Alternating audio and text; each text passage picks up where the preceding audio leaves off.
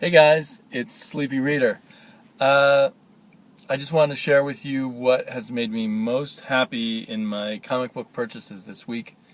It came in the mail from Amazon.com for me, and it is the Rocketeer, the hardbound volume of the 4 issues done by Mark Waid and Chris Samney, known as the Cargo of Doom. And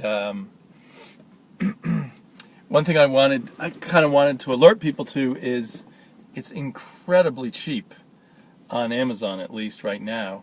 12, and I'm not advertising, I'm just alerting those of you who might be interested. $12, $12.08, I think, for this, with a normal price tag of $24.99. So instead of $25, I paid $12. It's a beautiful hardback.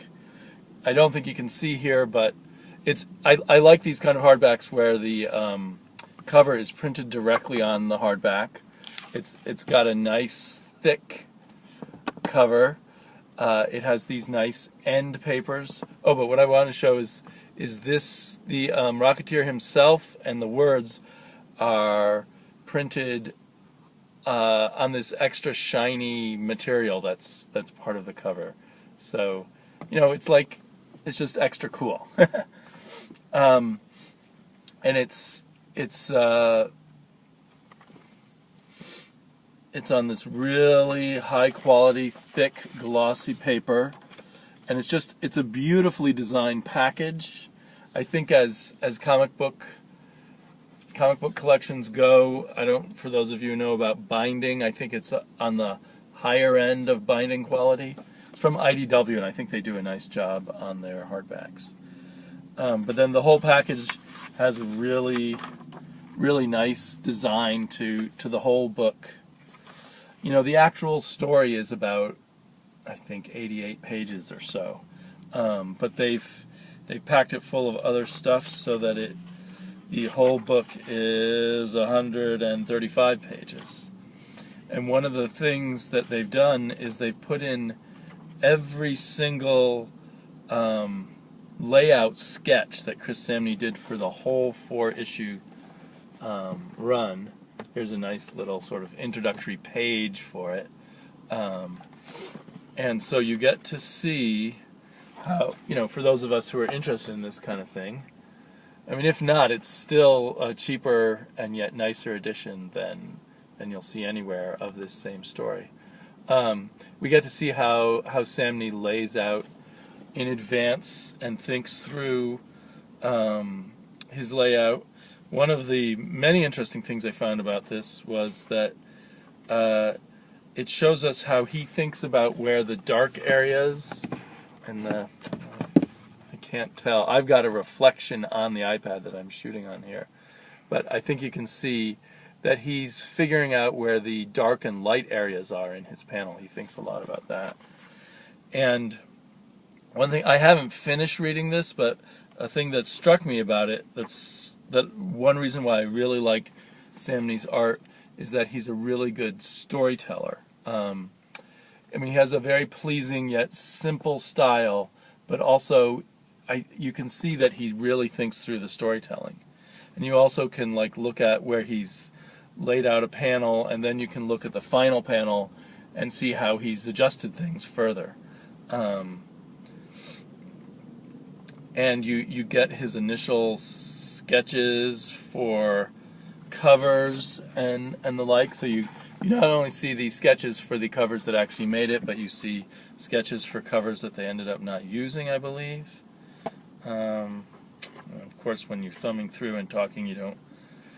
So there's various covers for the issue with the dinosaurs on the cover. I think that was issue 4, or no, it says, I don't know.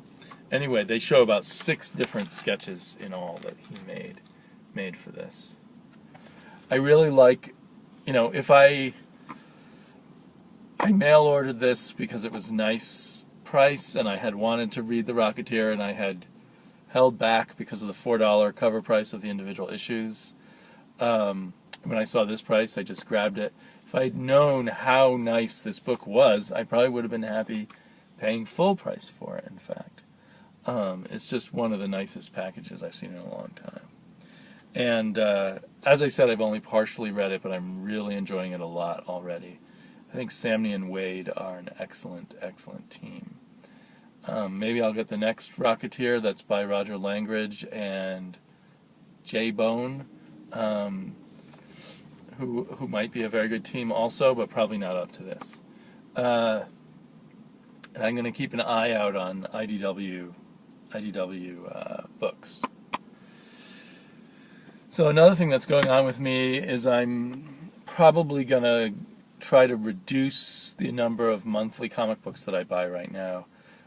Because of a lack of time, I'm finding I'm needing to spend more and more family time and other projects. And I get the number of unread comic books I have is so piled up, and I would like to read more of them. But you get on this weekly thing, which is very exciting, where you want the latest thing. But it's just gotten kind of absurd how many unread comics I have. So I've been mulling over what to take off my pull list. I think I'm still going to leave my pull list to be about 18 books a month. And then I'll probably pick up a few odds and ends along the way. But I think I'm going to drop Wonder Woman, Hawkeye, Fairest, Fables, Flash, probably Justice League Dark. Probably Justice League Dark. Probably Stormwatch. With Justice League Dark, I'm trying to figure out, I'll read it till the end of whatever the current arc is. With Stormwatch, I want to try at least one issue once Jim Starlin is on it. But maybe I'll take it off my pull and just grab it off the racks. And then some other books that I have as pulls are going to be canceled anyway, like X-Men Extreme and I, Vampire and the Superman Family Adventures, which is really sad for me and my daughter. I might drop Batman and Robin. I have to decide. I haven't read the Requiem issue yet. But I just feel, even though the creators on that are really good, I feel like the reason I was getting that book was for Damian Wayne and Bruce Wayne and their relationship. And it's maybe a good time to drop it. So, the dropping Hawkeye and Wonder Woman and Flash seems particularly painful, but I have to remind myself I can get them later. I can pick them up out of the bins. I can get trade editions. At the worst comes to worst, I can mail order it somewhere online once I've read my giant pile of comics. And on top of the roughly 18 comics that I'll still be pulling from my comic book store, I have like 10 or 11 subscriptions from Marvel Comics that I get. They're expensive comic books via the mail. I get those a few weeks late, so I don't usually talk about them. But anyhow, that will hopefully allow me to catch up and not distract me too much from all my other responsibilities. I don't think it'll change in any big way the number of videos I make. What my videos are about might change a little bit as I start reading some of my backlog of comics. And some of my backlog of graphic novels. Even though I was loving this, I had other new comics I wanted to get to, so I read some of this, and then I read some Green Arrow. That's interesting. Will I add Green Arrow to my pull list? I can't decide on that. Okay, hope you're all well, and I'll talk to you later.